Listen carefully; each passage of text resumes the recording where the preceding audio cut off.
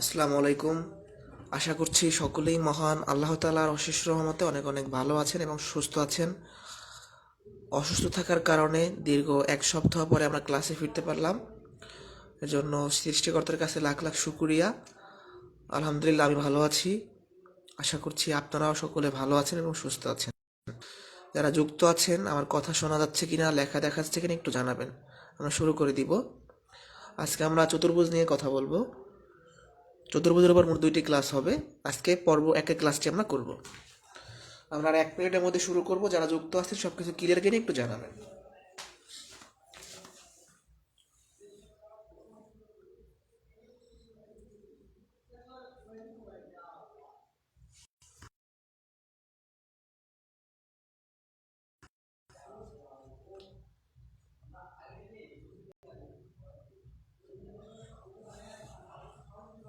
আসলে আজকে আবহাওয়া তেমন একটা ভালো না, বৃষ্টি সারাদিন।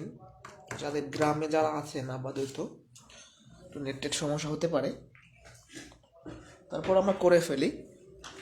যেহেতু অনেকদিন ক্লাস হয় নাই, অবশ্যই করাটা ঠিক হবে।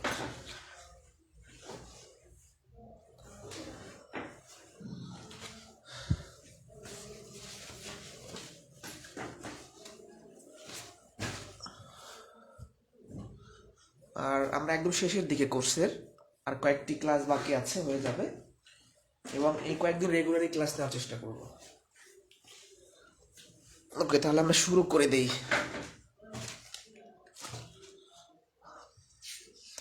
চতুর্ভুজ।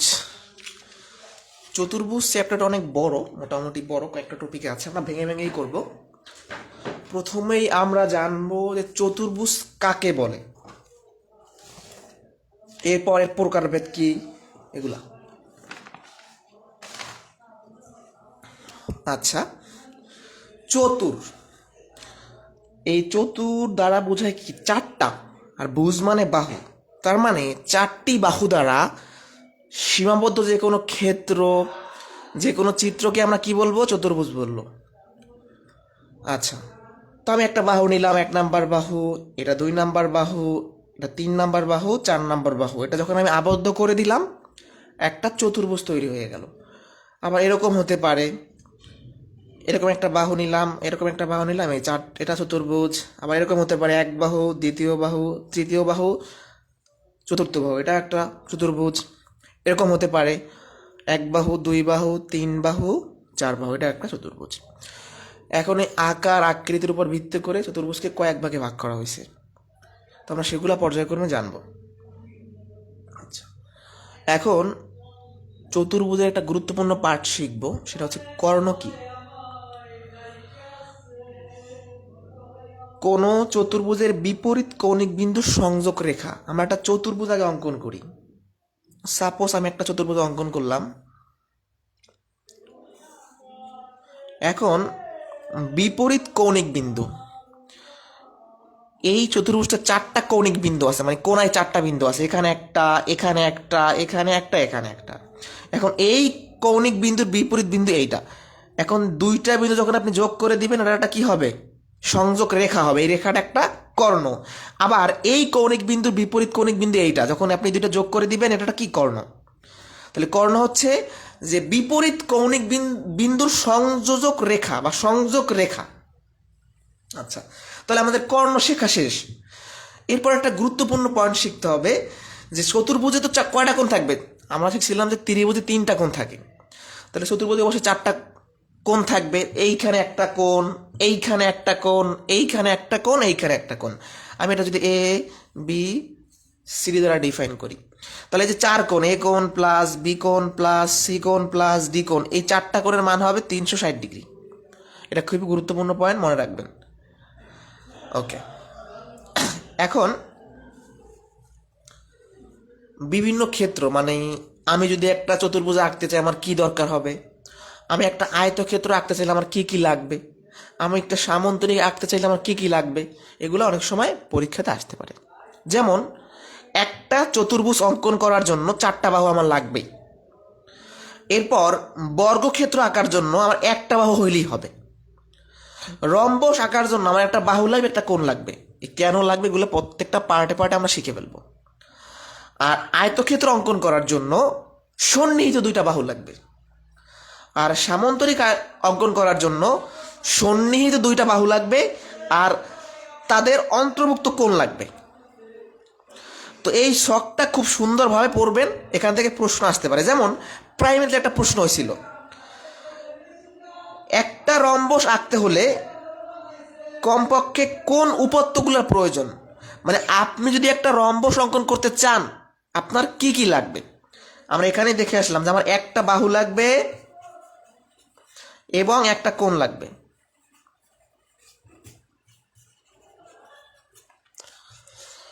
তাহলে আমরা প্রথম পেজটা শেষ করলাম। আমরা এখানে শিখলাম চতুর্ভুজ কাকে বলে, কর্ণ কি, 4 কোণের সমস্যা 360 ডিগ্রি, আর আঁকতে কি কি লাগে। কারো কোশ্চেন থাকলে করতে পারেন, নাহলে সামনে যাব।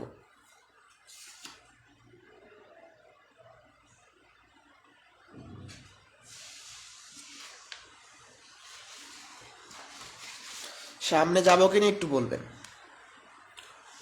আর যারা যুক্ত আছেন শেষ পর্যন্ত থাকবেন, চতুর্ভুজ খুবই গুরুত্বপূর্ণ টপিক।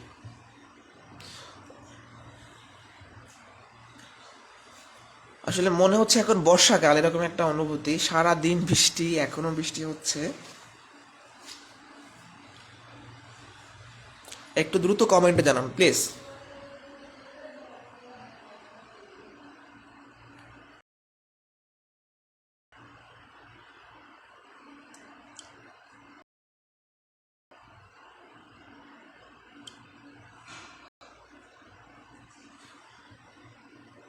দ্রুত কমেন্ট আসে না কেন?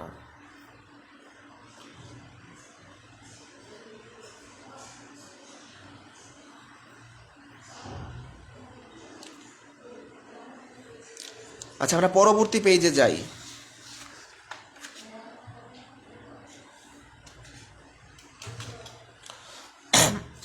এখন আমরা খুবই চমৎকার একটা বিষয় শিখব।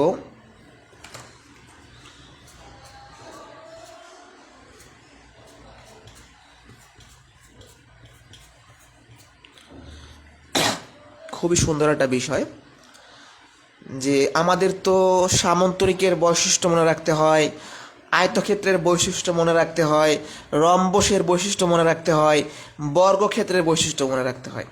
এখন আমরা চাইলে এই সকল বৈশিষ্ট্যগুলা একটা ছকের মাধ্যমে মনে রাখতে পারি। এটা ভেরি ভেরি ইম্পর্টেন্ট। যেমন এখানে আমি কয়েকটা বৈশিষ্ট্য মুখস্থ করব, এরপর এর মাধ্যমে মনে রাখবো যে সামান্তরিকের এইটা আছে এইটা নাই, আয়তক্ষেত্রের এইটা আছে এইটা নাই, মনে থাকবে। এটা পড়লে আপনারা বুঝবেন। যেমন বিপরীত বাহুগুলা সমান ও সমান্তরাল, এইটা সামান্তরিকের ক্ষেত্রে প্রযোজ্য, আয়তক্ষেত্রের ক্ষেত্রেও একই অবস্থা, রম্বসও একই অবস্থা, বর্গক্ষেত্রে একই অবস্থা। বুঝতে পারছেন কথাটা? মানে সবগুলোর এই বৈশিষ্ট্যটা আছে। এরপরে 4 বাহু সমান, সামান্তরিকের 4 বাহু সমান হবে না, আয়তক্ষেত্রের হবে না, রম্বসের হবে, বর্গক্ষেত্রের হবে। দেখেন পরীক্ষায় প্রশ্ন আসতে পারে যে নিচের কোন চতুর্ভুজের 4টা বাহু সমান। রম্বস থাকলে রম্বস দাগাবেন, অথবা বর্গক্ষেত্র থাকলে বর্গক্ষেত্র দাগাবেন, কাহিনী শেষ। 4টা কোণ সমকোণ মানে 90 ডিগ্রি। সামান্তরিকের 4টা কোণ 90 ডিগ্রি না, আয়তক্ষেত্রের 90 ডিগ্রি, রম্বসের না, বর্গক্ষেত্রের 90 ডিগ্রি। এটা মনে রাখার একটা ট্রিক্স আছে, যে চিত্রগুলো বেঁকা হয় একটু মানে বাঁকা হয় যে এরকম, এগুলো 90 ডিগ্রি হয় না। যেমন সামান্তরিক দেখতে এরকম, 90 ডিগ্রি সম্ভব না। রম্বস দেখতে এরকম, 90 ডিগ্রি সম্ভব না। আর যেগুলো সোজা হয় তখন সেগুলো 90 ডিগ্রি হয়। কোনগুলা? তাহলে যে চিত্রগুলো দেখতে বাঁকা সেটা কি 90 ডিগ্রি হবে না। কর্ণগুলা পরস্পরকে সমদ্বিখণ্ডিত করে, মানে 2 ভাগে ভাগ করে, এগুলো সবগুলা ছেদ করে হচ্ছে রম্বস আর বর্গক্ষেত্র, এগুলো পড়লেই পারবেন। কর্ণ সমান হচ্ছে আয়তক্ষেত্রের আর বর্গক্ষেত্রের। তাহলে আশা করি বুঝতে পারছেন। এই বৈশিষ্ট্যটা সুন্দরভাবে পড়ে নেবেন এবং নোট করে নেবেন। আমরা পরবর্তী টপিকে যাই। এখন মানে চতুর্ভুজের অনেকগুলা পার্ট আছে। আয়তক্ষেত্র, বর্গক্ষেত্র, রম্বস, সামান্তরিক, ট্রাপিজিয়াম, বহুভুজ। আমরা আজকে শুধু দুটো টপিক শিখবো, আয়তক্ষেত্র প্লাস বর্গক্ষেত্র। শেষ পর্যন্ত ক্লাসে থাকবেন। কোনো কোশ্চেন থাকলে অবশ্যই কমেন্টে জানাবেন। আমরা শুরু করলাম। আমরা আপাতত শিখতে পারছি ত্রিভুজ চতুর্ভুজের কিছু বেসিক। এখন আমরা পার্ট বাই পার্ট আগাবো, যে আয়তক্ষেত্র থেকে কি কি প্রশ্ন হবে, এর কি কি ম্যাথ আছে, আবার বড় ক্ষেত্রে কি কি প্রশ্ন হবে, এইগুলা শুরু করলাম। কিন্তু আমরা শিখবো এখন আয়তক্ষেত্র, রেক্টেঙ্গেল। আয়তক্ষেত্র হচ্ছে যে চতুর্ভুজের বিপরীত বাহুগুলা সমান ও সমান্তরাল, কোণগুলা 90 ডিগ্রি, সেটা আয়তক্ষেত্র। যেমন চিত্রটা দেখতে এরকম হবে, ঠিক দেখেন। প্রথম কথাটা হচ্ছে বিপরীত বাহুগুলা সমান ও সমান্তরাল। এটার বিপরীত বাহু এইটা, দুইটা সমান। এটা যদি 5 সেন্টিমিটার হয়, এটা অবশ্যই 5 সেন্টিমিটার। আবার এই বাহুর বিপরীত বাহু এইটা, এটা যদি 3 সেন্টিমিটার হয়, এটাও 3 সেন্টিমিটার। কাহিনী শেষ। আমি যদি এবিসি দ্বারা ডিফাইন করি, এরপরে বলছে কোণগুলো 90 ডিগ্রি হবে। দেখেন এটা 90 ডিগ্রি, এইটাও 90 ডিগ্রি, এইটাও 90 ডিগ্রি, এটাও 90 ডিগ্রি। তাহলে এই কাকে বলে? এইটার মধ্যেই আমরা কি করব, অনেকগুলো আমাদের বৈশিষ্ট্য চলে আসবে। যে আয়তক্ষেত্রের বৈশিষ্ট্য বিপরীত বাহু সমান হয়, সমান্তরাল হয়, 90 ডিগ্রি হয়। এখন সমান্তরাল বলতে কি বুঝি আমরা? যেমন এই বিপরীত দুইটা বাহু যদি আপনি আলাদাভাবে চিন্তা করেন, যে আমার এরকম একটা বাহু আছে, এরকম একটা বাহু আছে, এটা কিন্তু সমান্তরাল চলবে। আবার এই দুইটা বাহু যদি আপনি চিন্তা করেন, যদি এরকম চিন্তা করেন যে এরা সমান্তরালভাবে চলতেই থাকবে, তার মানে এই বিপরীত বাহুগুলো পরস্পর সমান ও সমান্তরাল। আচ্ছা, এরপর আরও একটা গুরুত্বপূর্ণ পয়েন্ট আছে। দেখেন, আয়তক্ষেত্রের একটি কর্ণ আয়তক্ষেত্রটিকে দুটি সর্বসম ত্রিভুজে বিভক্ত করে। এটা খুবই খুবই গুরুত্বপূর্ণ। আবারও বলছি, আমি একটা আয়তক্ষেত্রের উপর মধ্যে কর্ণ অঙ্কন করলাম, এই যে বিপরীত কৌণিক বিন্দু যোগ করে দিলাম। যখনই আমি কর্ণ অঙ্কন করলাম, এই চতুর্ভুজটার মধ্যে দুইটা ত্রিভুজ সৃষ্টি হয়েছে। এই একটা ত্রিভুজ, এই একটা ত্রিভুজ, এবং এরা সর্বসম হবে। সর্বসম মানে এই দুটো ত্রিভুজের আকার আকৃতি সব সমান হবে। তাহলে এই পয়েন্টটা কিন্তু মারাত্মক গুরুত্বপূর্ণ। আমি আবারও বলছি, আমি যদি একটা আয়তক্ষেত্রের মধ্যে কর্ণ অঙ্কন করি, এই কর্ণটা আয়তক্ষেত্রটাকে দুইটা সর্বসম ত্রিভুজে ভাগ করবে। এখানটা ত্রিভুজ সৃষ্টি হবে, এখানটা ত্রিভুজ সৃষ্টি হবে। কথা বোঝা গেছে? এটা গুরুত্বপূর্ণ পয়েন্ট। এখন পরিমিতি বা আমরা হচ্ছে আয়তক্ষেত্র থেকে যদি ম্যাথ সমাধান করতে চাই, আমাকে কিছু সূত্র শিখতে হবে। আয়তক্ষেত্রের ক্ষেত্রফল সমান দৈর্ঘ্য গুণন প্রস্থ, আর পরিসীমা সূত্র 2 ইন্টু দৈর্ঘ্য প্লাস প্রস্থ। আর আয়তক্ষেত্রের কর্ণ √, দৈর্ঘ্য স্কয়ার প্লাস প্রস্থ স্কয়ার। ঠিক আছে? তাহলে আমরা এই সূত্রগুলো অবশ্যই আমাদের মুখস্থ থাকতে হবে। আমরা প্রশ্ন 2-এ চলে যাই। যে একটি আয়তক্ষেত্রের ক্ষেত্রফল 247 বর্গফুট, দৈর্ঘ্য 19 ফুট হলে প্রস্থ কত? প্রাইমারি সহকারী শিক্ষক 90। তো আমার ক্ষেত্রফল দেওয়া আছে, দৈর্ঘ্য দেওয়া আছে, প্রস্থ বের করতে বলছে। আমি ক্ষেত্রফলের সূত্র কি জানি? যে ক্ষেত্রফল সমান দৈর্ঘ্য গুণন প্রস্থ, তাই তো? দেখুন, আমার ক্ষেত্রফল দেওয়া আছে 247, সেটা যদি আমি এই পাশে রেখে দেই, যেটা দেওয়া আছে আমি বসাইলাম। দৈর্ঘ্য দেওয়া আছে 19, প্রস্থটা আমি বের করব। তাহলে আমার প্রস্থ সমান কত হবে? এই 19 এই পাশে ভাগ হয়ে যাবে, 247কে 19 দ্বারা ভাগ করলে হবে 13। এই 13 ফুট আমার অ্যান্সার। প্রশ্নটা কিন্তু অনেক সহজ। আমার ক্ষেত্রফল দেওয়া ছিল, দৈর্ঘ্য দেওয়া ছিল, প্রস্থ বের করতে বলছে। আমি জানি ক্ষেত্রফল সমান দৈর্ঘ্য গুণন প্রস্থ। ক্ষেত্রফলের জায়গায় ক্ষেত্রফলের মান বসাইছি, দৈর্ঘ্যের জায়গায় দৈর্ঘ্যের মান বসাইছি, প্রস্থ বের হয়ে গেছে। না বুঝলে প্রশ্ন করবেন। প্রশ্ন 3-এ যাই আমরা। একটি আয়তক্ষেত্রের দৈর্ঘ্য 12 সেন্টিমিটার, প্রস্থ 5 সেন্টিমিটার, কর্ণের দৈর্ঘ্য কত? যখনই আপনাকে কর্ণের দৈর্ঘ্য বের করতে বলছে, তার মানে আপনার এখানে কর্ণের দৈর্ঘ্যের সূত্রটা জানা খুবই জরুরি। কর্ণের দৈর্ঘ্য সূত্র কি? রুট ওভার দৈর্ঘ্য স্কোয়ার প্লাস প্রস্থ স্কোয়ার। দৈর্ঘ্য দেওয়া আছে 12, তার মানে 12 এর স্কোয়ার। প্রস্থ দেওয়া আছে 5, তার মানে 5 এর স্কোয়ার। 144, 5 5 25, রুট ওভার 169 মানে 13 সেন্টিমিটার আপনার অ্যান্সার। তাহলে এখান থেকে আমরা দুইটা ম্যাথ দেখলাম এবং আয়তক্ষেত্র থেকে অনেক প্রশ্ন হয়, আমরা সেগুলো দেখব। কারো কোনো কোশ্চেন থাকলে করেন, নাহলে সামনে যাব। আপনারা বুঝছেন কিনা একটু জানাবেন। আসলে আপনাদের অনেক জায়গায় নেট প্রবলেম হতে পারে স্বাভাবিকভাবে, এবার আমারও হতে পারে, যেটা আবহাওয়া খুবই খারাপ। নেট প্রবলেম হলে প্রশ্ন করবেন।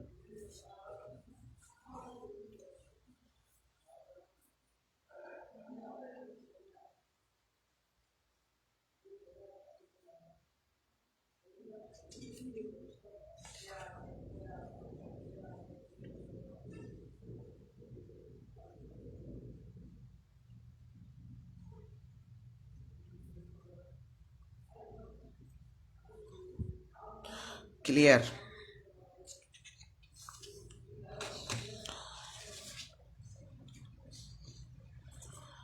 এরপরে আমরা প্রশ্ন 4-এ চলে যাই। অনেক বৃষ্টি হচ্ছে, বৃষ্টি আসলে খুব ভালোই লাগে। হ্যাঁ, প্রশ্ন 4-এ আমাকে বলা হলো একটি আয়তক্ষেত্রের দৈর্ঘ্য ও প্রস্থকে আমি যদি দ্বিগুণ করে দেই, ক্ষেত্রফল মূল আয়তক্ষেত্রে কত গুণ হবে? আয়তক্ষেত্রের এই প্রশ্নগুলো যদি দৈর্ঘ্য প্রস্থ দ্বিগুণ বা কয়েক গুণ বলে আর ক্ষেত্রফলের গুণ বের করতে বলে, আপনার জাস্ট একটা মজার একটা বিষয় আছে, যে আমি গুণটাকে, যে গুণটা থাকবে তার আমি স্কোয়ার করে দিব। এখানে দ্বিগুণ দেওয়া আছে না, এই 2-এর স্কোয়ার করলে যেটা হবে সেটাই অ্যান্সার।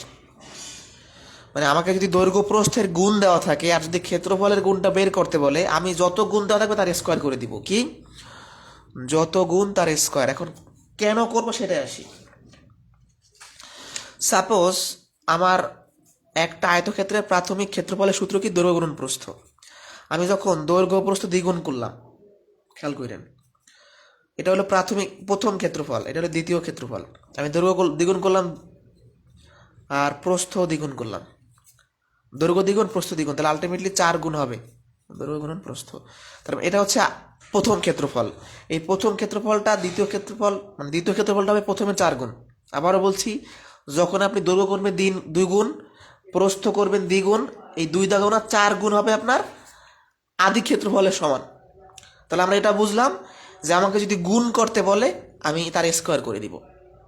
কথা বোঝা গেছে? মানে দৈর্ঘ্যটা যদি আপনি দ্বিগুণ করেন, প্রস্থ যদি দ্বিগুণ করেন, তাহলে 2 দুগুণে 4 গুণ আগের ক্ষেত্রফলের থেকে বেড়ে যাবে, মানে কত গুণ হয়ে যাবে। না বুঝলে প্রশ্ন করবেন। এখন আমরা যে প্রশ্নগুলো সমাধান করব, প্রত্যেকটা প্রশ্ন খুবই গুরুত্বপূর্ণ এবং বিশেষ করে চতুর্ভুজ থেকে আয়তক্ষেত্রের প্রশ্ন বেশি হয়। ঠিক আছে?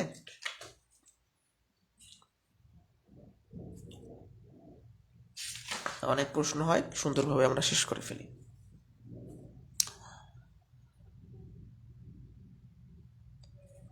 প্রশ্ন 5-এ বলছে একটি আয়তকার ক্ষেত্রের দৈর্ঘ্য প্রস্থের দ্বিগুণ। আয়তক্ষেত্রের ক্ষেত্রফল যদি 1250 বর্গমিটার হয়, এর দৈর্ঘ্য কত মিটার হবে? এটা 30তম বিসিএস এর প্রশ্ন। তো আমি দৈর্ঘ্যও জানি না, প্রস্থও জানি না, এজন্য আমাকে যেটা করতে হবে, আমি দৈর্ঘ্য প্রস্থ ধরে নিব। মনে রাখবেন, যে ছোট থাকবে তাকে ধরবেন। বলছে দৈর্ঘ্যটা প্রস্থের দ্বিগুণ। তো আমি যদি ধরি যে আমার প্রস্থ এক্স মিটার, তাহলে দৈর্ঘ্যটা কত হবে বলেন তো? বলছে দৈর্ঘ্য প্রস্থের দ্বিগুণ, তো প্রস্থ যদি আমি এক্স মিটার ধরি, দৈর্ঘ্যটা হবে 2x মিটার। এটা প্রত্যেকটা ম্যাথেই কম বেশি করতে হয়। আবারও বলছি, আমার দৈর্ঘ্য প্রস্থ দেওয়া ছিল না, কিন্তু কন্ডিশন দেওয়া ছিল। আমি প্রস্থ ধরলাম এক্স মিটার, দৈর্ঘ্য হয়ে যাবে 2x মিটার। এখন আমাকে যেটা লক্ষ্য করতে হবে যে ভাই আমার এই প্রশ্নে কিসের মানটা দেওয়া আছে। আমি দেখতে পাচ্ছি আমার এই প্রশ্নে ক্ষেত্রফলের মানটা দেওয়া আছে। আমি দেখার সাথে সাথেই এই দৈর্ঘ্য প্রস্থ দিয়ে একটা ক্ষেত্রফল বের করব। তাহলে ক্ষেত্রফলের সূত্রটা কি? ক্ষেত্রফল সমান দৈর্ঘ্য গুণন প্রস্থ। দৈর্ঘ্য পাইলাম 2x গুণন প্রস্থ পাইলাম x, 2x² বর্গমিটার। এখন দাদা ভাই, আপনি এই ক্ষেত্রফলটা এই কন্ডিশন অনুযায়ী নিজে বের করছেন, এটা একটা ক্ষেত্রফল, আর অন্য একটা ক্ষেত্রফল কোশ্চেনে দেওয়া আছে। তার মানে দুইটা ক্ষেত্রফল আমি সমান চিহ্নের দুই পাশে রাখতে পারি। আবারও বলছি, একটা ক্ষেত্রফল আমি নিজে ধরে বের করলাম, আর একটা ক্ষেত্রফল কোশ্চেনে দেয়া ছিল, তার মানে প্রশ্ন মতে দুইটা ক্ষেত্রফল সমান লেখা যায়।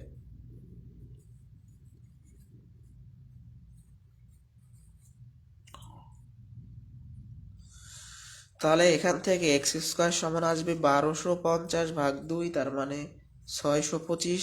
x সমান হবে √625, রুট করলে হবে 25। আমার কিন্তু দৈর্ঘ্য বের করতে বলছে, আমি জানি এক্সটা হচ্ছে প্রস্থ, তাহলে প্রস্থ বের করলাম 25। প্রস্থ যদি 25 হয়, দৈর্ঘ্য হবে 25-এর দ্বিগুণ মানে 50, অর্থাৎ এখানে এক্স এর মানটা আপনি বসাই দিবেন। এটাই আমাকে বের করতে বলছে। এই ম্যাথের অ্যান্সারটা কত হবে? দৈর্ঘ্য সমান 50 মিটার। আমি পুরো ম্যাথটা রিভিউ করে আসি, এই ধরনের অনেক ম্যাথ তৈরি করা যায়। আবারও বলতেছি, আমার দৈর্ঘ্য দেওয়া ছিল না, প্রস্থ দেওয়া ছিল না, আমি ধরে নিব। আমার এখানে ক্ষেত্রফল দেওয়া ছিল, আমি ক্ষেত্রফল বের করব। আমার যদি পরিসীমা দেওয়া থাকে, আমি পরিসীমা বের করবো, মানে আমার যা দেওয়া থাকবে আমি সেইটা বের করে দুই পাশে রাখবো সমান চিহ্নের।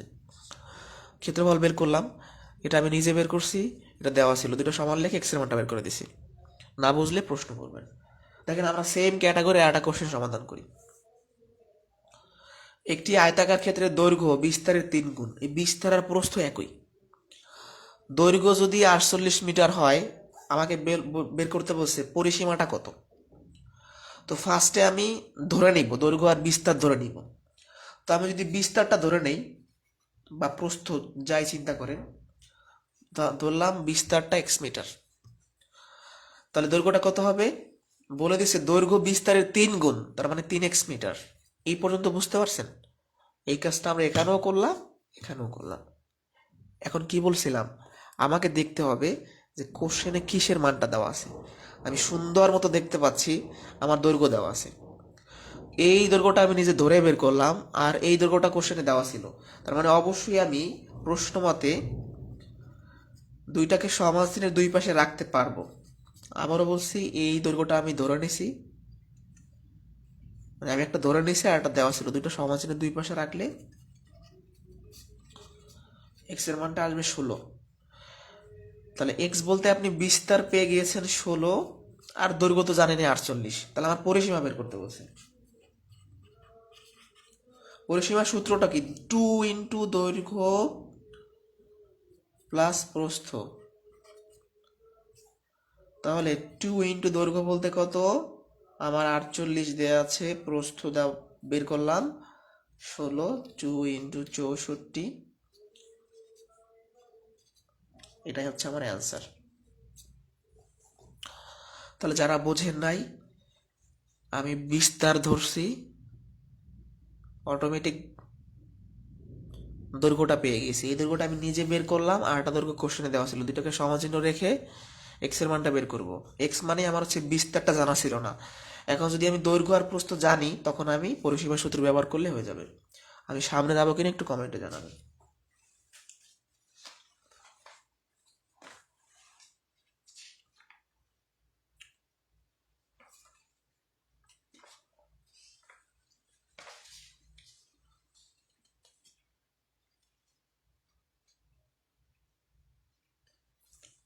সামনে যাব।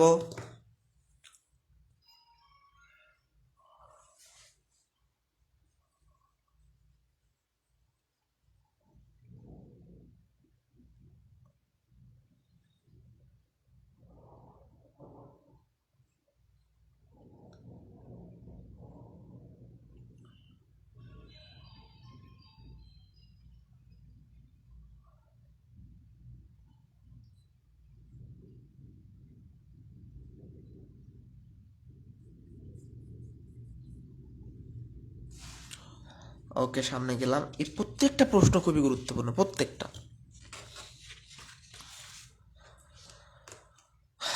এরপরে বলা হলো, একটি আয়তাকার ঘরের দৈর্ঘ্য প্রস্থ অপেক্ষা 4 মিটার বেশি। ঘরটির পরিসীমা 32 মিটার হলে ঘরটির দৈর্ঘ্য কত? খেয়াল করেন। তো আমি কিন্তু দৈর্ঘ্য প্রস্থ জানি না, আমি ধরে নিব। বলছে দৈর্ঘ্য প্রস্থ অপেক্ষা 4 মিটার বেশি, তাহলে আমি যদি প্রস্থটা ধরি, প্রস্থ ধরলাম x মিটার, তাহলে স্বাভাবিকভাবে দৈর্ঘ্যটা কি হবে? আমাকে প্রশ্নে বলে দিছে দৈর্ঘ্য প্রস্থ অপেক্ষা 4 মিটার বেশি, তাহলে প্রস্থ যদি x হয়, x এর থেকে 4 মিটার বেশি। আবারও বলছি, মিটার, প্রস্থ ধরলাম x মিটার, কন্ডিশনটা বলছে প্রস্থ অপেক্ষা দৈর্ঘ্য 4 মিটার বেশি, তাহলে প্রস্থ থেকে 4 মিটার বেশি। এখন প্রস্থও পাইলাম, দৈর্ঘ্যও পাইলাম। এখন আমাকে খেয়াল করতে হবে যে পরিসীমা দেওয়া আছে না কিসের মানটা দেওয়া আছে, মানে আমি একটা মান জানবো সেটা কিসের দেওয়া আছে। আমি দেখতে পাচ্ছি এখানে পরিসীমার মানটা দেওয়া আছে। আমি যদি ক্ষেত্রফল দেওয়া থাকতো তাহলে এই দুইটার ক্ষেত্রফল বের করতাম এই দুইটার মাধ্যমে। তাহলে একইভাবে যদি পরিসীমা দেওয়া আছে, এই দৈর্ঘ্য আর এই প্রস্থ ব্যবহার করে পরিসীমা বের করব। পরিসীমা, পরিসীমার সূত্র 2 × দৈর্ঘ্য প্লাস প্রস্থ। দৈর্ঘ্য হচ্ছে এইটা, প্রস্থ হচ্ছে এইটা, 2x + 4, তাহলে 4x + 8। ঠিক আছে দাদা ভাই, এই পরিসীমাটা আপনি নিজে ধরে ক্যালকুলেশন করে বের করতে পারছেন। খেয়াল করেন, এই পরিসীমাটা আপনি নিজে বের করছেন, আর একটা পরিসীমা কোশ্চেনে দেওয়া ছিল। তাহলে আমি কি করব, দুইটা পরিসীমাকে সমান চিহ্নের দুই পাশে রেখে এক্স এর মানটা বের করব, কারণ আমার প্রত্যেকটা ম্যাথে যেটা করতে হয়, আমার অজানা রাশিটা বের করতে হয়, আমি এক্সটা কিন্তু জানি না। তাহলে এই পরিসীমাটা আমি নিজে ধরে বের করলাম, সমান এই পরিসীমাটা কোশ্চেনে দেওয়া ছিল 32। তাহলে এগুলো হচ্ছে ম্যাথ করার নিয়ম, যে আমি ম্যাথটা করব, তাহলে কিভাবে করব। 6 মিটার। এখন এক্স বলতে আমি কাকে পাইলাম? আমি কেবলমাত্র প্রস্থ পাইছি, আমার তো বের করা লাগবে দৈর্ঘ্য। দৈর্ঘ্য x + 4 ছিল, যেখানে x এর মানটা বসাই দিবেন, তাহলে 10 মিটার আপনার অ্যান্সার। কারণ প্রস্থ যদি 6 মিটার হয়, প্রস্থর থেকে দৈর্ঘ্য 4 মিটার বেশি, তার মানে 10 মিটার। তাহলে সবগুলো ম্যাথের স্ট্র্যাটেজি বা সলভের মেথডটা একরকম, যে আমি দৈর্ঘ্য প্রস্থ ধরে বের করব। এবার আমার যদি ক্ষেত্রফল দেওয়া থাকে, এটার ক্ষেত্রফল বের করবো এর মাধ্যমে। আমার যদি পরিসীমা দেওয়া থাকে, এগুলো পরিসীমা বের করে এক্সের মানটা বের করবো। জাস্ট আমার টার্গেটই থাকবে এক্সের মানটা বের করা। 7 নম্বর প্রশ্নটা না বুঝলে বলবেন। আমরা 8 নম্বরে আসি। একটি আয়তাকার ক্ষেত্রের দৈর্ঘ্য প্রস্থের অনুপাত দেওয়া আছে, বলছে উহার পরিসীমা যদি 200 মিটার হয়, ক্ষেত্রফল কত? তো আমার যেহেতু ক্ষেত্রফল বের করতে হবে, তার মানে আমার দৈর্ঘ্যও লাগবে, প্রস্থও লাগবে। আমরা একটা বিষয় জানি, যে আমার যদি ম্যাথের মধ্যে অনুপাত দেওয়া থাকে, তা আমি অনুপাত অনুযায়ী কি করতে পারি, ধরে নিতে পারি। তাহলে দৈর্ঘ্যের অনুপাত দেওয়া আছে 3, প্রস্থের 1। তাহলে আমি কি করব, ধরি দৈর্ঘ্যটা 3x, অনুপাত অনুযায়ী ধরবো, প্রস্থটা 1x মানে x মিটার। আমরা কিন্তু সংখ্যার অঙ্ক এরকম করছি, পিতা পুত্রের অঙ্ক এরকম করছি, মানে আমাদের যদি মিশ্রণের অঙ্ক এরকম করছি, যে অনুপাত থাকলে আমি অনুপাত অনুযায়ী ধরতে পারবো, এটা আমার নিয়ম। এখন দৈর্ঘ্য পাইছেন, প্রস্থ পাইছেন, পরিসীমার মান দেওয়া আছে, আমি সাথে সাথে দুইটার মাধ্যমে পরিসীমা বের করবো।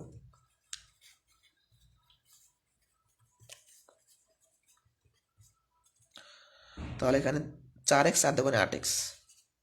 এই পরিসীমাটা আমি নিজে ধরে ধরে বের করছি, আর একটা পরিসীমা কোশ্চেনে দেওয়া ছিল, তার মানে দুইটাকে সমান চিহ্নের দুই পাশে রাখা যাচ্ছে। 25। এখন আমার ক্ষেত্রফল বের করতে হবে, তাই তো? তো 25 মানে প্রস্থ পাইছি 25, আর দৈর্ঘ্যটা হবে 3, 25, 75। এখন আমার ক্ষেত্রফলের সূত্রটা কি? দৈর্ঘ্য পূরণ প্রস্থ। দৈর্ঘ্য পাইলাম 75, প্রস্থ পাইলাম 25, গুণ করলে তো অ্যান্সার শেষ, 1875 বর্গমিটার। এই প্রশ্নটা গুরুত্বপূর্ণ, এবং এরকম সেম একটা কোশ্চেন আবার সামনে দেখব। আমি আবার রিপিট করে আসি। আমি অনুপাত অনুযায়ী দৈর্ঘ্য প্রস্থ ধরে নিলাম, পরিসীমা দেওয়া ছিল, তার মানে আমি দৈর্ঘ্য প্রস্থ ধরা, মানে যে ধরা দৈর্ঘ্য প্রস্থ দিয়ে আমি একটা কি পরিসীমা বের করব। এই পরিসীমাটা আমি নিজে বের করলাম, এই পরিসীমাটা কোশ্চেনে দেয়া ছিল, দুইটাকে সমান চিহ্নের দুই পাশে রাখবো, এক্স এর মানটা বের হবে। এক্স মানে আমি প্রস্থ পাইলাম, এখানে এক্স এর মানটা বসালে দৈর্ঘ্য পাবো, আর ক্ষেত্রফল দৈর্ঘ্য গুণন প্রস্থ। সামনে যাবো কিনা একটু জানান।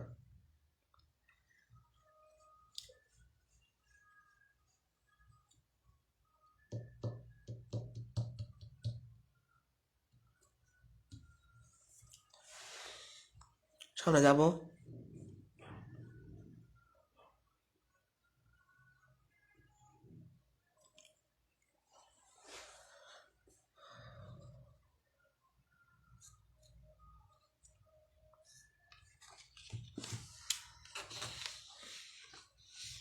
খেয়াল করেন প্রশ্ন 8 একটু ঘুরাইয়াও করা যায়, সব কিছু একরকম, দেখেন ঘুরাইয়া কিভাবে করা যায়। একটি আয়তাকার ঘরের প্রস্থ তার দৈর্ঘ্যের 3/2 অংশ, পরিসীমা এত হলে ক্ষেত্রফল কত? আমরা কি শিখছিলাম যে অনুপাত মানে ভাগ। তো এইটা যেরকম 2/3 দেওয়া আছে, মানে 2/3:2 ধরা যায়, 2:3। এখন আপনাদের তো আমি এই ক্যাটাগরির বা অনুপাতের সাথে যে সম্পর্ক এটা সবই করাইছি, দেখি কে কে পারে। মানে আমি আপনাদের এটা বলতে চাচ্ছি, যেখানে দৈর্ঘ্য ইস্টু প্রস্থের অনুপাতটা কত হবে, মানে আমি এখানে প্রস্থ ধরবো কোনটা, দৈর্ঘ্য ধরবো কোনটা, একটু দেখি কে কে পারে। মানে এই 2 আর 3 এর মধ্যে দৈর্ঘ্য প্রস্থ আছে। এখন আপনারা কমেন্টে বলবেন যে কোনটা দৈর্ঘ্য কোনটা প্রস্থ, দেখি কে কে পারে। এটা বলা হয়েছে কিভাবে বের করবেন।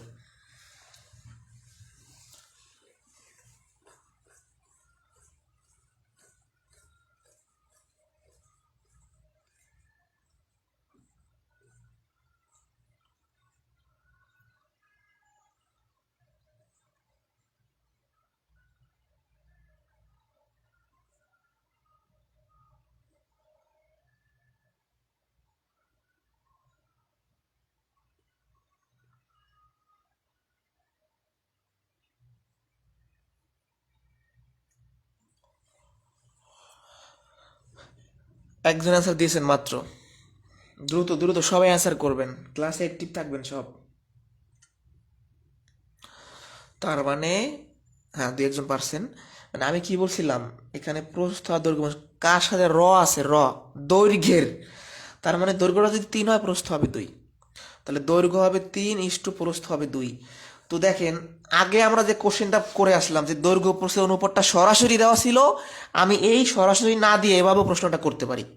তার মানে এই প্রশ্নের মধ্যে আর এই প্রশ্নের মধ্যে কিন্তু কোনো তফাৎ নাই, প্রশ্ন একই, জাস্ট কথাটা ঘুরাই দেওয়া আছে। এখানে প্রস্থ আর দৈর্ঘ্যের মধ্যে কার সাথে র আছে, র চিনেন না, বাংলার র বর্ণ, যার সাথে র থাকে সেটা নিচে হয়। দৈর্ঘ্যের সাথে র আছে, তার মানে র নিচে। দৈর্ঘ্যটা নর্মালি বড় হয়, এটা দেখে বোঝা যায়।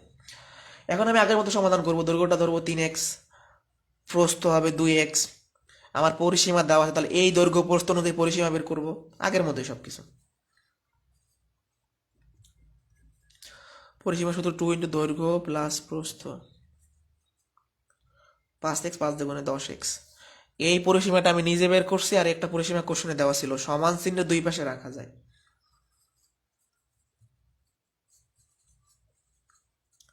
4।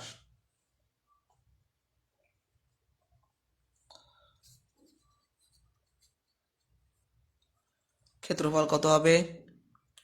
আচ্ছা, আপনি দৈর্ঘ্য প্রস্থের মধ্যে এক্স এর মানটা কেবল পাইছেন, এখানে বসাই দেন।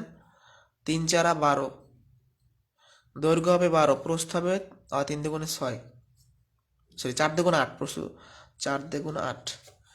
আবারও বলছি, আমি এখান থেকে এক্স এর মানটা পাইছি 4, দৈর্ঘ্য ছিল 3x, প্রস্থ ছিল 2x, এখানে বসাই দিব। তাহলে 3×4 = 12 আর 8, বোঝা গেছে? তাহলে ক্ষেত্রফলের সূত্র কি? দৈর্ঘ্য গুণন প্রস্থ, 8×12 = 96 বর্গ মিটার, আগের মতোই। তাহলে আমাদের এই লাইনটা মোটামুটি মেইন। তাহলে 9 নাম্বারটা শেষ, আমরা এখন 10 নাম্বারে আসি। খেয়াল করেন, একটি কামরার পরিসীমা 44 ফুট, ক্ষেত্রফল 120 বর্গ ফুট, কামরার দৈর্ঘ্য প্রস্থ কত? এখন দাদা ভাই, এই প্রশ্নটা লেখা নাই কোথাও, যেটা একটা আয়তক্ষেত্র, এটা একটা বর্গক্ষেত্র, মানে এখানে কি কোথাও লেখা আছে? আপনি কিভাবে বুঝবেন? কামরা, আচ্ছা এই সমস্ত প্রশ্ন আগে ছিল, আদিকালের প্রশ্ন তো।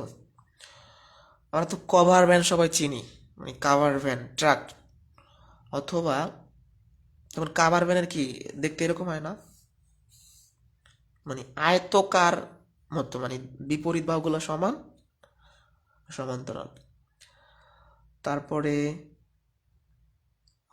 যে চট্টগ্রাম বন্দরে আমরা তো বিভিন্ন নিউজ টিউজের সময় দেখি না যে ক্রেন দিয়ে উঠায়, ওগুলো কার্গো না কি বলে, এক্সপোর্ট ইম্পোর্টের জন্য, ওইগুলা কিন্তু আয়তাকার। ঠিক আছে? তো এই কামরা বা হচ্ছে এই ধরনের বিষয়গুলো আয়তাকার আকৃতির হয়। তাহলে আপনাকে এটা কামরা দেখে বুঝে নিতে হবে যেটা হচ্ছে আয়তাকার আকৃতির। ঠিক আছে? তাহলে কামরাটা আয়তাকার আকৃতির। এখন বলে দিছে পরিসীমা 44 ফুট, ক্ষেত্রফল 120 বর্গ ফুট, দৈর্ঘ্য প্রস্থ কত? ঠিক আছে? আপনি দৈর্ঘ্য প্রস্থ কিছু জানেন না, কোনো কন্ডিশন দেওয়া নাই। এটা এক ধরে করতে করতে মনে করেন আপনার এক পেজ শেষ হয়ে যাবে, আপনি ম্যাথ করতে পারবেন না। এটা দেখার একটা ট্রিক্স আছে, এটা অপশন দেখে বলা যায় অ্যান্সার কোনটা হবে। আচ্ছা, পরিসীমা সূত্র কি? 2 × দৈর্ঘ্য প্লাস প্রস্থ। আর ক্ষেত্রফলের সূত্র কি? দৈর্ঘ্য গুণন প্রস্থ। তো এখানে এইটা দৈর্ঘ্য, এটা প্রস্থ, দৈর্ঘ্য প্রস্থ, দৈর্ঘ্য প্রস্থ, দৈর্ঘ্য প্রস্থ। আপনি জাস্ট এখানে বসাই দেখেন যে পরিসীমা কখন 44 হয় আর ক্ষেত্রফল কোথায় 120 হয়। যেমন এই দুইটা গুণ করলে কোনোদিন 120 হবে না, তার মানে ক নম্বর অপশন বাদ। এইটা 6 × 120, কিন্তু 6 আর 120 এটা ঠিক আছে, কিন্তু আমি যখন এই মানটাকে এখানে বসাবো যে 20, এটা কি কখনো 44 হবে? হবে না, খ নাম্বার অপশন বাদ। গ নাম্বার অপশনে দেখেন, এই যে আমি যদি এখানে মনে মনে বসাই যে দৈর্ঘ্যটা আমার 12, প্রস্থটা আমার 10, 12 আর 10 মিলে কত হবে? 22, 22 দিয়ে গুণ 44। আবার ক্ষেত্রফলের জায়গায় বসান 12 × 10, 120। মানে আমি জাস্ট টেস্ট করব যে আমার কোনটাই হবে দৈর্ঘ্য প্রস্থ। এটাই সুন্দর এবং এটাই সময় আপনাকে বাঁচাই দিবে। এক্স ধরে করতে করতে আপনার লাইন অনেক চলে যাবে। যারা বোঝেন না আমি আবারও বলি, পরিসীমা হইতে হবে 44, ক্ষেত্রফল হইতে হবে 120।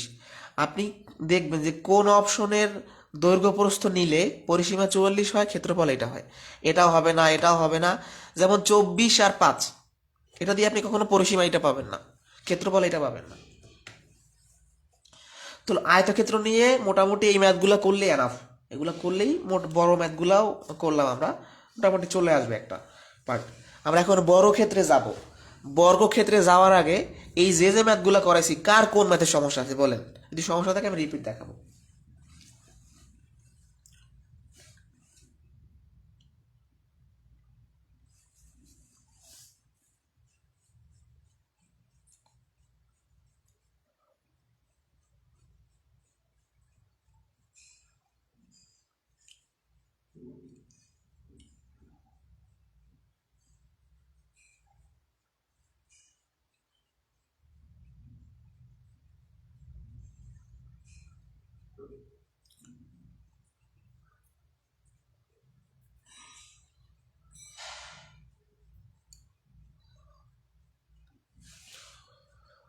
কোনো প্রবলেম নাই। তাহলে আয়তক্ষেত্রের পার্ট শেষ, আমরা এখন বড় ক্ষেত্রে যাব।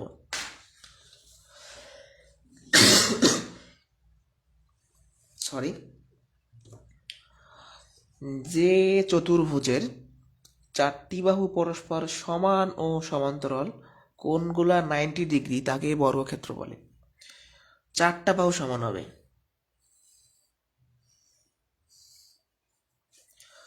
এইটা যদি এ সেন্টিমিটার হয়, এটাও এ সেন্টিমিটার, এটাও এ সেন্টিমিটার, এটাও এ সেন্টিমিটার। এখন আমরা যেমন আয়তক্ষেত্রের বিভিন্ন সূত্র দেখেছি, একইভাবে বর্গক্ষেত্রের সূত্র দেখতে হবে। ক্ষেত্রফলের সূত্র বাহু এ স্কোয়ার, পরিসীমা সূত্র 4 × 1 বার দৈর্ঘ্য, কর্ণের সূত্র √2 × a। আবার ক্ষেত্রফলের সূত্র হাফ ইন্টু কর্ণদ্বয়ের গুণফল। একটা চমৎকার বিষয় হচ্ছে আমরা দেখতে পাচ্ছি ক্ষেত্রফলের সূত্র দুইটা। যখন কোশ্চেনে বাহু দেওয়া থাকবে তখন আপনি এই সূত্র অ্যাপ্লাই করবেন, যখন কর্ণ দেওয়া থাকবে এই সূত্র অ্যাপ্লাই করবেন। এখানে ছোট একটা বিষয় বলবো যে আমরা যে কোনো ক্ষেত্রের আমাদের পরিসীমা সূত্র মনে না রাখলেও হয়। কেন? পরিসীমার সংজ্ঞা কি? যে কোনো ভুজের বাহুগুলার যোগফল। তো এখানে আমি যদি এই একটা বর্গক্ষেত্র চিন্তা করি, এর পরিসীমা মানে বাহুগুলার যোগফল, তাহলে প্রত্যেকটা বাহু মিটার ধরে নিলাম আমি, তাহলে এখানে হবে 4a। তো এই 4a থেকেই আসছে যে 4 × 1 বর্গ, তার মানে 4a, এটা 4a বলতে পারেন, এটাকে a স্কোয়ার বলতে পারেন। ঠিক আছে, এ মানে এক বাহুর দৈর্ঘ্য, এ মানে কি এক বাহুর দৈর্ঘ্য। শেষ। ওকে, তাহলে এই সূত্রগুলো আমাকে জানতেই হবে, এর বিকল্প কিছু নাই। একটি বর্গক্ষেত্রের এক বাহুর দৈর্ঘ্য দেওয়া আছে, ক্ষেত্রফল কত? ক্ষেত্রফল মানে বাহু স্কোয়ার, মানে এ স্কোয়ার, এটাই অ্যান্সার, বর্গমিটার। এখানে বলা আছে যে একটি বর্গক্ষেত্রের ক্ষেত্রফল 900 বর্গমিটার, পরিসীমা কত? এখন আপনি জানেন যে পরিসীমা বের করার জন্য বাহুর দৈর্ঘ্য দেওয়া লাগবে, তাহলে আমি কি করব, আমার ক্ষেত্রফল দেওয়া আছে কত, 900, আমার ক্ষেত্রফল দেওয়া আছে 900। এখন ক্ষেত্রফলের সূত্র কি, বাহু স্কোয়ার, তাহলে এখানে বাহু স্কোয়ার লিখতে পারি সমান 900, বাহু সমান হবে √900, তার মানে কত, 30। তাহলে এক বাহু দৈর্ঘ্য যদি 30 হয়, পরিসীমা কত? সূত্র কি, 4a, 4 এর মান কত, 30, 120 মিটার। তার মানে আমি ক্ষেত্রফলের সূত্র ব্যবহার করে বাহুর মানটা বের করছি, এই বাহুর মানটা পরিসীমা সূত্রে বসাই দিছি।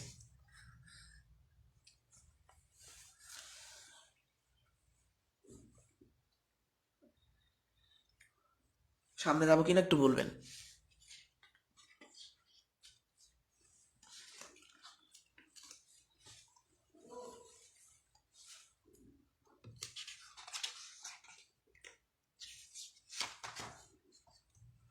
সামনে যাব।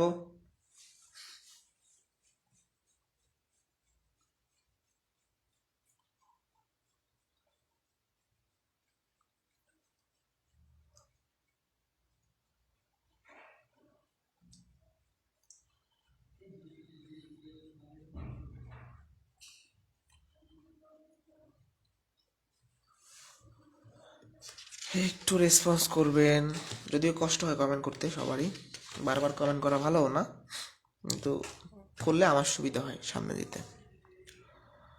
একটি বর্গাকার বাগানের ক্ষেত্রফল এত, এর চারদিকে বেড়া দেওয়া আছে, বেড়ার দৈর্ঘ্য কত? আচ্ছা, আমি একটা পরিসীমা মানে সেটা একটা বড় ক্ষেত্র অঙ্কন করলাম, এটা বর্গাকার একটা বাগান, এটা সাপোজ এটা একটা বর্গাকার বাগান। এখন চারদিকে বেড়া দেওয়া আছে, এইখানে বেড়া দেওয়া আছে, এইখানে বেড়া দেওয়া আছে, এইখানে বেড়া দেওয়া আছে, এইখানে বেড়া দেওয়া আছে। আপনাকে বলছে বেড়ার মোট দৈর্ঘ্য কত? আমরা পরিসীমার সংজ্ঞা কি জানি, যে বাহুগুলার যোগফল। আমি যেহেতু চারদিকে বেড়া দিব, এখানে বেড়া দিব, এখানে বেড়া দিব, এখানে বেড়া দিব, এখানে বেড়া দেবো, তার মানে আমার এই বড় ক্ষেত্রে পরিসীমা বের করলে বেড়ার মোট দৈর্ঘ্য আমি পেয়ে যাব। এই কথার অর্থ হচ্ছে আপনাকে আলটিমেটলি এই প্রশ্নটায় পরিসীমা বের করতে বলছে। তো পরিসীমা বের করার জন্য আমার কি লাগবে, বাহুর দৈর্ঘ্য লাগবে। তো আমি জানি ক্ষেত্রফল সমান কি, বাহু স্কোয়ার, ক্ষেত্রফল দেওয়া আছে 225, বাহু স্কোয়ার, বাহু সমান হবে √2025, রুট করলে 45, বাহুর দৈর্ঘ্য আপনি পেয়ে গেছেন 45। এখন পরিসীমা সূত্র কি, বা বেড়ার মোট দৈর্ঘ্য, আমি চারপাশে বেড়া দিব, মানে পরিসীমা বের করতে হবে, 4 × 45,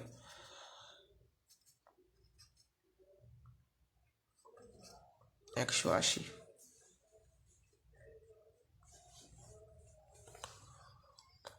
তাহলে এই প্রশ্নটা আর আগের প্রশ্নের মধ্যে কোনো তফাৎ আছে? নাই, জাস্ট একটাই তফাৎ, মানে আমি এটার কথা বলতে চাচ্ছি, এখানে আমরা পরিসীমা বের করছি, এখানেও পরিসীমা বের করছি, তফাৎ শুধু একটাই, যেখানে কথাটা ভিন্নভাবে বলা আছে। 14 নম্বর প্রশ্নে বলছে একটি বর্গক্ষেত্রের কর্ণের দৈর্ঘ্য 4√2 একক হলে ওই বর্গক্ষেত্রের ক্ষেত্রফল কত বর্গ একক? তো আমরা কি জানি যে কর্ণের দৈর্ঘ্য দেওয়া থাকলে সূত্রটা কি, হাফ ইন্টু কর্ণদ্বয়ের গুণফল। ঠিক আছে, তো একটা কথা মনে রাখবেন যে আমরা প্রথমেই দেখে আসলাম যে কি হয়, বর্গক্ষেত্রে প্রত্যেকটা কর্ণ সমান হয়, এটা যদি 5 মিটার হয়, এটা 5 মিটার। তাহলে একইভাবে আমার সূত্র কি, হাফ ইন্টু কর্ণগুলোর গুণফল, একটা বর্গক্ষেত্রে দুইটা কর্ণ থাকবে, একটা 4√2 হলে অবশ্যই আর একটা 4√2, জাস্ট মানটা বসাই দিলাম। তাহলে 2 × 4, তাহলে 2√2 গুণন 4√2, 2 আর 4 গুণ করলে হবে 8, আর √2 আর √2 গুণ করলে হবে 2, 8 দুগুণে 16 বর্গমিটার। যারা বোঝেন নাই ক্যালকুলেশনটা, 1/2 × 4√2 গুণন 4√2, আপনি এভাবেও করতে পারেন। 4 আর 4 গুণ করলে 16, √2 আর √2 গুণ করলে 2, 8, 8 দুগুণে 16। 15 নম্বর প্রশ্নটা একটু মিসিং আছে এখানে টাইপিং। একটি বর্গক্ষেত্রের বাহুদৈর্ঘ্য 8 ফুট হলে এরপরে কর্ণের ওই বর্গক্ষেত্রের কর্ণের উপর অঙ্কিত, আমি কোশ্চেনটা ভালো মতো পড়ি, এটা খুবই গুরুত্বপূর্ণ, এটা ভেরি ভেরি ইম্পর্টেন্ট, এটা টাইপিং মিস্টেক ছিল একটু। একটি বর্গক্ষেত্রের বাহুর দৈর্ঘ্য 8 ফুট হলে ওই বর্গক্ষেত্রের কর্ণের উপর অঙ্কিত বর্গক্ষেত্রের ক্ষেত্রফল কত? আমি এই কোশ্চেনটাকে আলাদা একটা পেজে করাই এখানে আবার শেষে করাবো। কোশ্চেনটা আমি আবারও পড়তেছি। একটি বর্গক্ষেত্রের বাহু দেওয়া আছে 8 ফুট, আমি একটা বর্গক্ষেত্র আঁকি।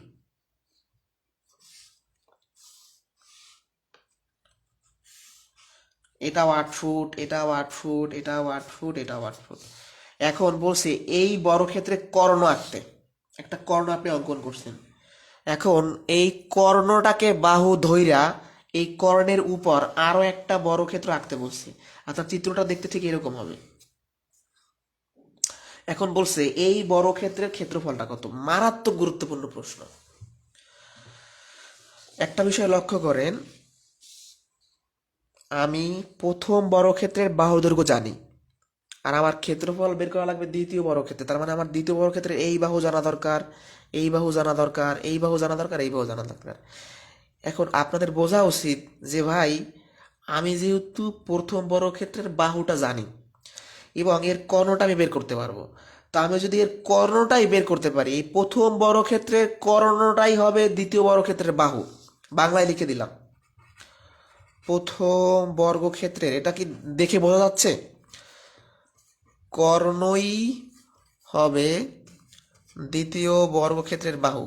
তার মানে আপনি প্রথম বর্গক্ষেত্রের কর্ণ বের করেন, কর্ণের দৈর্ঘ্য সূত্রটা কি? √2a, √2a মানে বাহুর দৈর্ঘ্য 8, 8√2। তাহলে ক্ষেত্রফল কি করা যায়? আমরা কর্ণের দৈর্ঘ্যটা বের করলাম 8√2, তাই তো? তার মানে আমার এই বাহুটা অবশ্যই 8√2। দেখুন এইটা 8√2 হলে এইটাও 8√2, এইটাও 8√2, এইটাও 8√2। এখন আমার ক্ষেত্রফল কি হবে? বাহু স্কোয়ার, তার মানে 8√2 এর স্কোয়ার। আমি এই পুরো ম্যাথটা আবার দেখাবো, মানে একটা ধারণা দিলাম প্রাথমিক। আবার শুরু করি। একটা বর্গক্ষেত্র আপনি অঙ্কন করছেন, ছোট করে আঁকলাম। হ্যাঁ, প্রত্যেকটা 8 ফুট, এটা 8 ফুট, এটা 8 ফুট, 8 ফুট, 8 ফুট। এর একটা আপনি কর্ণ অঙ্কন করছেন। হ্যাঁ, এখন বলছে এই কর্ণের উপর আরো একটা বর্গক্ষেত্র আঁকতে। এই যে আমি অঙ্কন করলাম। এখন বলছে এই যে নতুন একটা বর্গক্ষেত্র আপনি পাইছেন, এর ক্ষেত্রফলটা কত? তো ক্ষেত্রফল বের করতে এর বাহু লাগবে।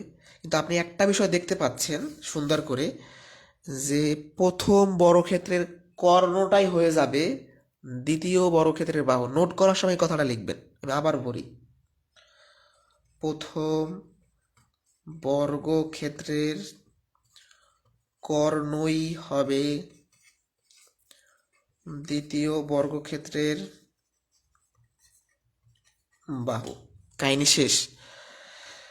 তার মানে আমার কর্ণের দৈর্ঘ্য বের করলেই হয়, সূত্র √2a। তাহলে √2 এর মানে হচ্ছে প্রথম বাহু আছে 8, 8√2। এখন প্রথম বর্গক্ষেত্রের কর্ণ যদি 8√2 হয়, এটাই দ্বিতীয় বর্গক্ষেত্রের বাহু হয়ে গেল।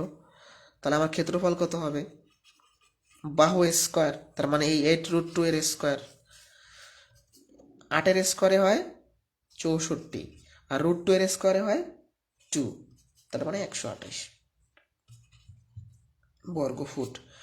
ম্যাথটা কি বুঝাইতে পারছে কিনা একটু আমাকে বলবেন। আমি সামনে যাব, আর দুইটা ছোট ছোট ম্যাথ আছে, সামনে চলে যাব।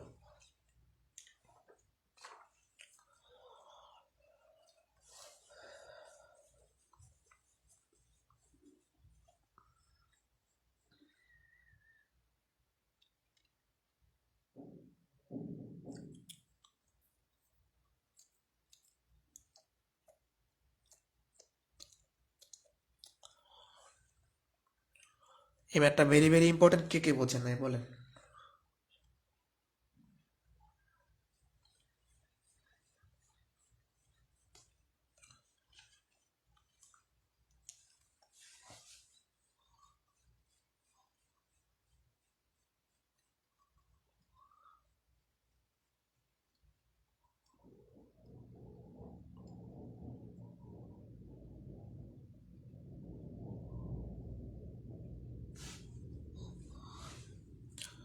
বুঝতে পারছেন? মনে থাকবে, এই প্রশ্নটা কিন্তু আসতে পারে, আসার মতো প্রশ্ন।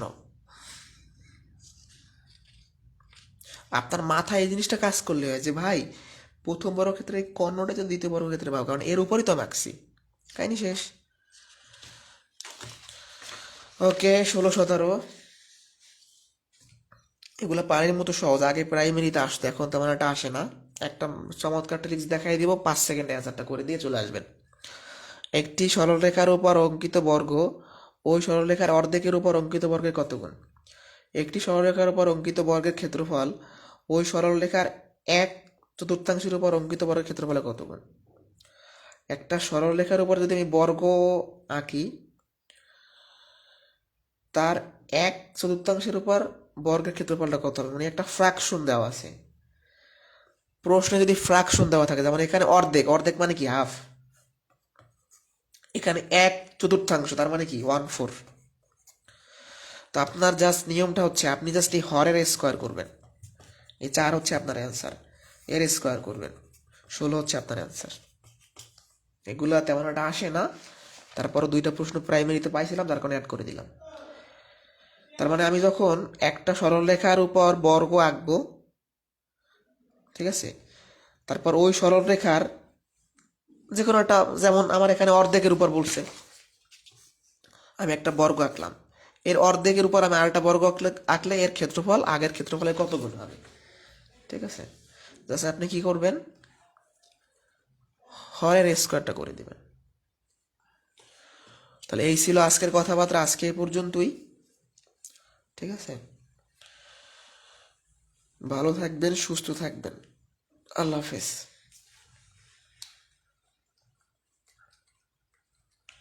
পরবর্তী ক্লাস অবশ্যই কালকে রাত 9:30 ইনশাআল্লাহ।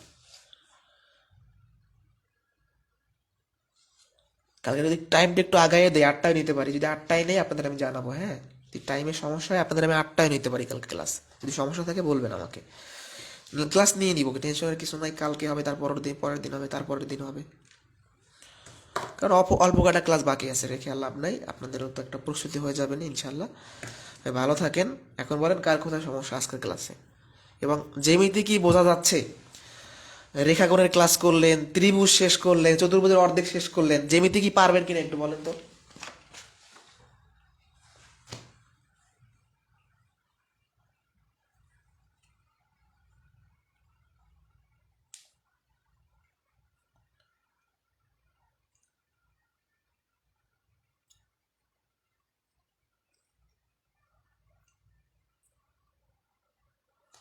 জ্যামিতি কিন্তু মজার, আমার কাছে জ্যামিতি ভালো লাগে। জ্যামিতির মধ্যে প্যাস জাস্ট নিজে বুঝে নিতে হবে। ঠিক আছে, মানে কঠিন টপিক বলতে নাই। বৃত্তটা কঠিন লাগানো হয়ে গেছে, কিন্তু বৃত্ত আরো সহজ। ঠিক আছে, কঠিন কি, জ্যামিতির কঠিন কিছুই নাই। পরিসীমার ম্যাথগুলো অনেক সময় অনেকে পারে না, এই আর কি, বুঝলে পারবে। ঠিক আছে, ভালো থাকেন, আসসালামু আলাইকুম।